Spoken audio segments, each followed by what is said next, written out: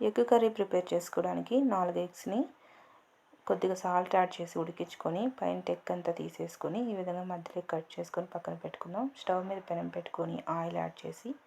ఆవాలు యాడ్ చేసి చిటపట్లాడిన తర్వాత సన్నగా కట్ చేసుకున్న ఆనియన్స్, కరివేపాకు రెమ్మలు, అలాగే పచ్చిమిర్చి యాడ్ చేసి ఇవంతా ఫ్రై అయ్యాక అల్లం వెల్లుల్లి పేస్ట్ 1 టేబుల్ స్పూన్ యాడ్ చేసి ఇది కూడా ఫ్రై అయిన తర్వాత సన్నగా కట్ చేసుకున్న టమోటా ముక్కలు యాడ్ చేసి ఇందులోకి ఉప్పు, పసుపు యాడ్ చేసి ఈ టమోటా ముక్కలంతా బాగా మగ్గేంత వరకు మగ్గించుకొని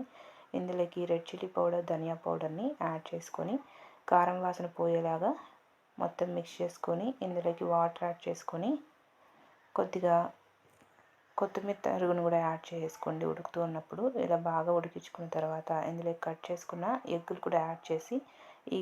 కర్రీ అంతా కూడా దగ్గర పడేంత వరకు ఉడికించుకుంటే మనకి ఎంతో టేస్టీ అయినటువంటి ఎగ్ కర్రీ రెడీ అయిపోతుంది. Okay friends, bye.